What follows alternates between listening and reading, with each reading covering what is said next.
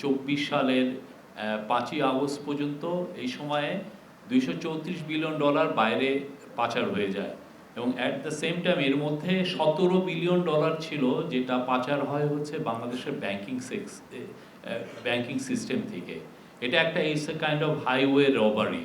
তো এই টাকাটা উদ্ধারের জন্য প্রথম থেকেই ইন্টারিম গভর্নমেন্টের প্রয়াস ছিল এবং প্রফেসর ইউনূস প্রথম থেকেই বলে আসছেন যে এটা হচ্ছে আমাদের এই গভর্নমেন্টের খুবই একটা টপ প্রায়োরিটি, কারণ এটা বাংলাদেশের মানুষের টাকা এবং এটা যেভাবে হোক আমরা এই টাকাটা ফিরিয়ে আনতে চাচ্ছি।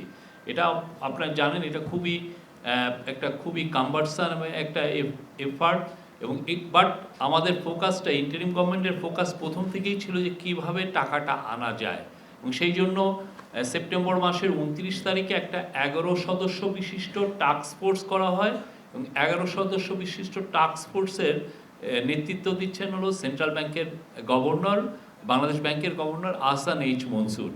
তো এই টাস্ক ফোর্স এবং অন্যান্য যারা এজেন্সি, অন্যান্য গভর্নমেন্টের প্রতিষ্ঠান, তারা কতটুকু কি করছেন এই টাকাটা ফেরত আনার জন্য, এইটার প্রোগ্রেসটা কতটুকু, সেটার উপরে আজকে একটা বড় মিটিং হয়।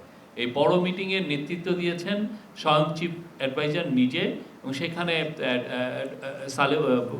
আমাদের ফিনান্স অ্যাডভাইজার সালেউদ্দিন আহমেদ, আমাদের আইন adviser doctor Asif Nazrul, central ব্যাংকের গভর্নর আহসান মনসুর ছিলেন এবং প্রফেসর ইউনূসের স্পেশাল অনভয় লুৎফে সিদ্দিকী ছিলেন, আরও বিএফআইউর প্রধান ছিলেন, স্বরাষ্ট্র সেক্রেটারি ছিলেন, ফাইন্যান্স সেক্রেটারি ছিলেন, এসিসির চেয়ারম্যান আব্দুল মোমেন ছিলেন এবং আরও যারা এইটার সাথে জড়িত সবাই ছিলেন। এবং এটার খুব 2 ঘন্টা প্রায় 1.5 ঘন্টার একটা মিটিংয়ে অনেকগুলো ডিসিশন আসে। তার মধ্যে প্রথম যে ডিসিশনটা সেটা হচ্ছে যে একটা স্পেশাল আইন করার, এই টাকাটা কিভাবে আনা যায় এটা ত্বরান্বিত করার জন্য এবং এই যে কাজগুলো হচ্ছে সেই কাজগুলোর মধ্যে কোঅর্ডিনেশনটা আরও স্মুথলি করার জন্য একটা আইন খুব শীঘ্রই করা হবে। এই আইনটা হয়তো আপনারা এই আগামী সপ্তাহের মধ্যে এই আইনটা আপনারা দেখবেন। এই আইনটা করানো হচ্ছে যে এই টাকাটা ত্বরান্বিত করে কিভাবে টাকাটা আনা যায়, এটা আইনের একটা কাভার লাগবে। আমরা অন্যান্য বিদেশি যেই যারা এই মানি লন্ডারিং এই গভর্নমেন্টকে সাহায্য করছে, মানি লন্ডারকৃত মানিকে ফেরত আনার বিষয়ে যারা সাহায্য করছেন তাদেরও এটা একটা চাহিদা। তো সেই অনুযায়ী একটা আইন খুব দ্রুত করা হচ্ছে এবং এই আইনের আওতায় অনেকগুলো কাজ আরও এক্সিলারেটেড করা হবে। এইখানে আরেকটা হচ্ছে যে যতগুলো প্রচুর ল ফার্মের সাথে আমরা ইন্টারিম গভর্নমেন্ট এবং টাস্ক ফোর্স কথা বলছে এবং এই ল ফার্মগুলোর সাথেও এই আইনি যে আইনটা যেটা করা হবে সেটা ল ফার্মের সাথে এক ধরনের তাদের সাথে এগ্রিমেন্ট করতে এটা সাহায্য করবে। তো ল ফার্মের মতো 30টার মতো ল ফার্ম, অনেকগুলো 200টা ল ফার্মের সাথে আমরা অলরেডি কথা বলেছি, এখনও সিলেকশন হয়নি। এটা একটা আইনি প্রক্রিয়ার মাধ্যমে সিলেকশন হবে। 30টার মতো ল ফার্মকে ইন্টারন্যাশনালি যারা খুব রেপুটেড তাদের সাথে আমরা এক ধরনের এগ্রিমেন্টে হয়তোবা যাব, সেটা নিয়েও কথাবার্তা হচ্ছে। আর প্রফেসর ইউনূস মিটিংয়ে বারবার তাকাতে দিয়েছেন যে যত দ্রুত করা যায় এবং সর্বোচ্চ এফোর্ট দিতে বলেছেন। উনি বলেছেন যে এটা বাংলাদেশের মানুষের টাকা এবং এইটা যত দ্রুত পারা যায় এই টাকাটা বাংলাদেশে ফেরত আনতে উনি খুব প্রতি মাসে উনি বলছেন যে এটার বিষয়ে এখন থেকে প্রতি মাসে হাই পাওয়ার মিটিং হবে এবং এটা জাস্ট ঈদের পরে আরেকটা মিটিং উনি ডেকেছেন যে এটা কতটা অগ্রগতি হচ্ছে এটা, এবং এটা এখন থেকে আশা করা হচ্ছে যে প্রতি মাসে এটার উপর মিটিং হবে। আর একটা হচ্ছে প্রফেসর ইউনূস বলেছেন যে পুরো ডিটেলসগুলো জানার জন্য। অনেক ক্ষেত্রে এই ডিটেলস এখনও আমরা মানে যেই পরিমাণ টাকা চুরি হয়েছে, যেই পরিমাণ টাকাও বিদেশে পাচার হয়েছে, এটার ফুল স্কোপটা কতটুকু হয়েছে এটা আসলে এখনও আমরা মানে যেটা জেনেছি আরও ডিটেলে জানা, কোথায় গিয়েছে টাকাটা, আসলে কিভাবে নিয়ে গেল, কোথায় গেল। এবং আজকের মিটিংয়ে একটা খুব ইম্পর্টেন্ট ফাইন্ডিংস ছিল যেটা এনবিআর এর চেয়ারম্যান জানিয়েছেন যে আপনারা জানেন যে অনেক ছেলে মেয়ে বিদেশে পড়তে যায়, অনেক ধনীর ছেলে মেয়ে যায়, ইভেন মিডল ক্লাস ফ্যামিলির ছেলে মেয়েও যায়। একটা কেসে দেখা যাচ্ছে যে ছেলের যে টিউশন ফি, একজন তার চিলড্রেনের টিউশন ফি পাঠিয়েছেন 400 কোটি টাকার উপরে, 400-500 কোটি টাকা। মানে মানিটা লন্ডারিংটা কিভাবে হয়েছে দেখেন। মানে এটা আনবিলিভ, এটা অনেকগুলো। আমরা তো আগে জানতাম যে এটা ব্যাংকিং সিস্টেমের মাধ্যমে বা অন্য কোনো ওয়েতে, হুন্ডির মাধ্যমে বা আপনি ওভারহু ইনভয়েস বা আন্ডার ইনভয়েসের মাধ্যমে টাকাটা পাচার হচ্ছে। কিন্তু দেখা যাচ্ছে যে একটা আপনার ছেলে পড়তে যাচ্ছে, তার টিউশন ফি, আপনি যদি খুব টপ ইউনিভার্সিটিতেও পড়ান, আপনার বছরের টিউশন ফি কত লাগে? ঊর্ধ্বে 1 কোটি টাকা, এর বেশি তো লাগার কথা না। কিন্তু দেখা যাচ্ছে যে তার ইয়েতে 400-500 কোটি টাকা জাস্ট সেই টিউশন ফি পাঠিয়ে দিয়েছেন। এখানে 11টা কোম্পানিকে প্রথমে মার্ক নিয়ে কাজ হচ্ছে, বিকজ প্রথমে আইডেন্টিফাই করা হয়েছে 11টা কোম্পানি এবং ইন্ডিভিজুয়ালস। তার মধ্যে প্রথমেই আছেন শেখ হাসিনা এবং তার ফ্যামিলি। তাদের কোথায় কোথায় টাকা চলে গেছে তাদের বিষয়ে আজকে প্রোগ্রেস, তাদের পাচারকৃত টাকার ক্ষেত্রে কি কি মেজার নেওয়া হচ্ছে, সেই কিভাবে এই টাকাটা ট্রেস করা যায়, কোথায় কোথায় টাকাটা চলে যেতে পারে, সেই বিষয়ে আজকে আলাপ হয়েছে। মোট 11টা বড় বড় প্রতিষ্ঠান এবং ইন্ডিভিজুয়ালের, এবং ওইগুলোরও আজকে পুরো মিটিংয়ে এটার একটা পুরো চিত্র তুলে ধরা হচ্ছে। আমরা কিছু কিছু আপনাদেরকে দিব।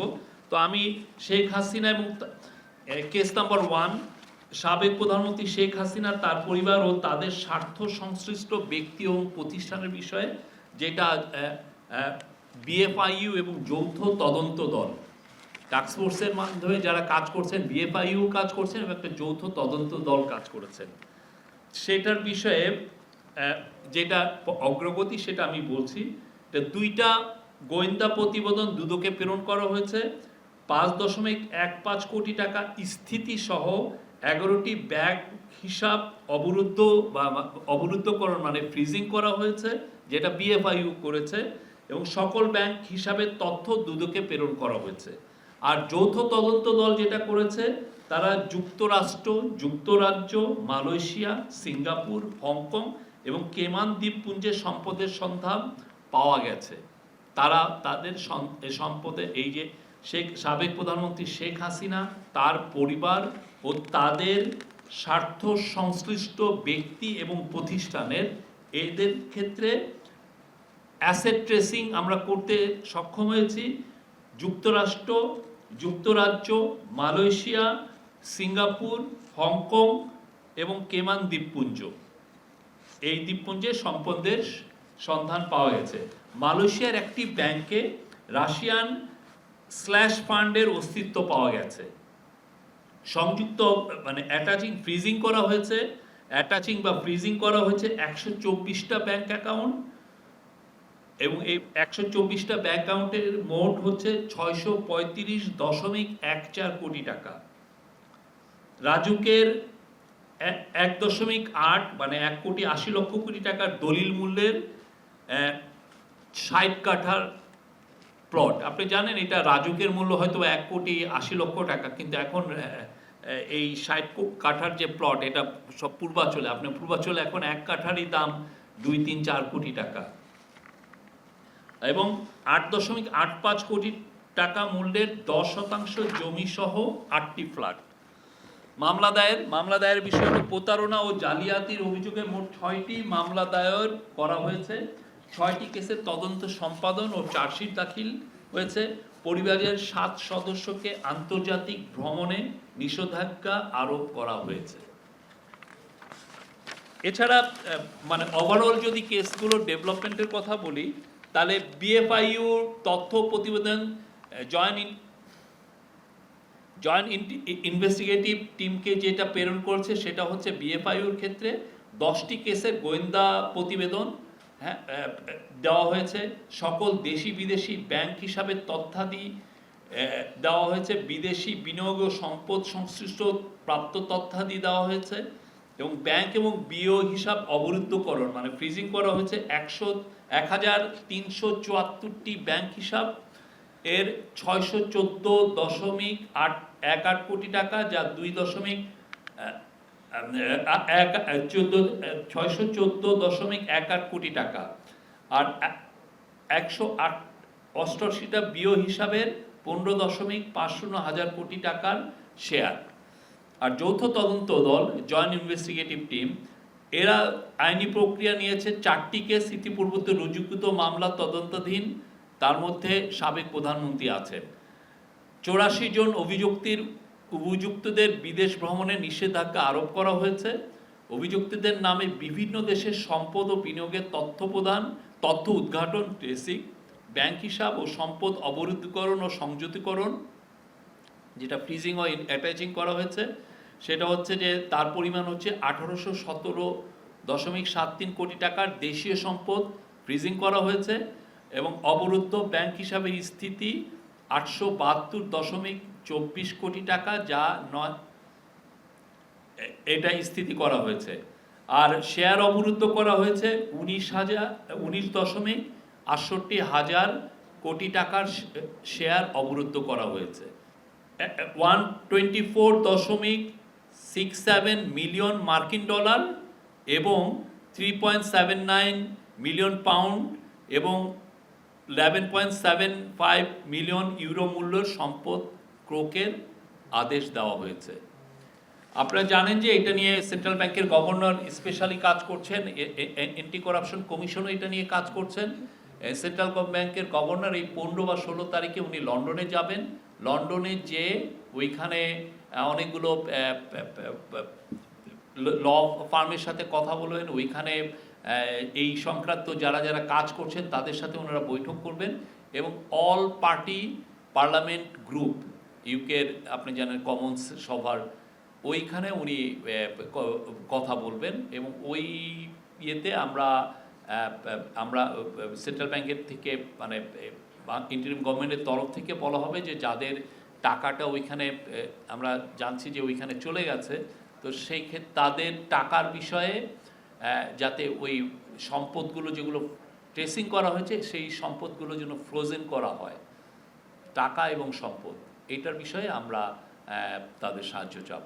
এই আর একটা হচ্ছে 11টা গ্রুপের মধ্যে একটা বিষয়ে আমি আর একটা গ্রুপের বিষয়ে বলি।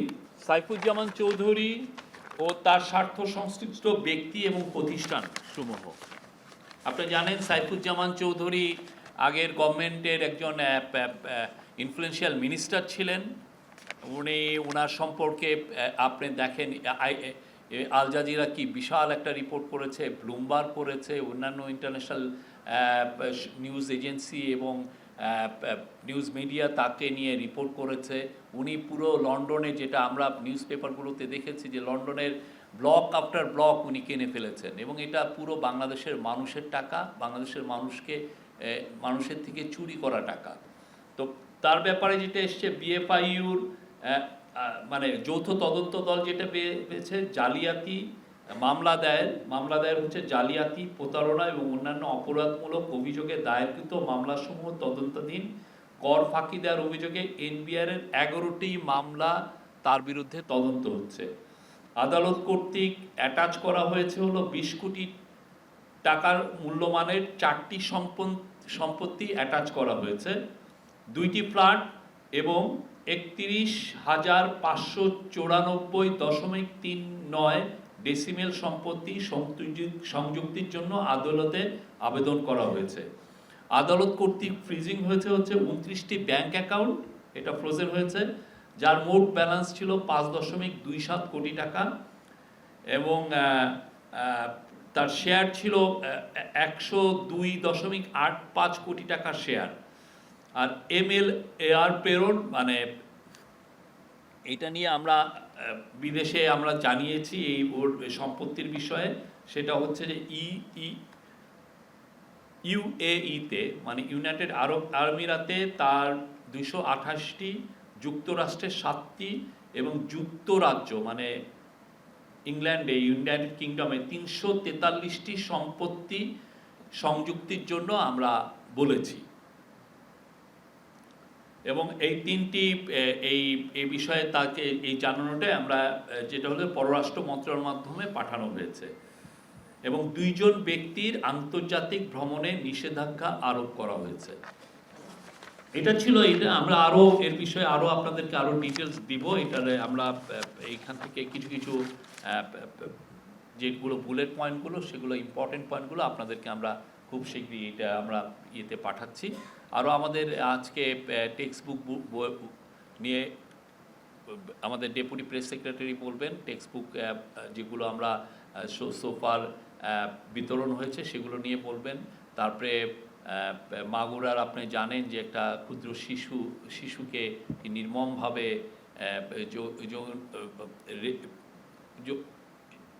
রেপ করা হয়েছে, তার হেলথের একটা আপডেট আমরা দিচ্ছি।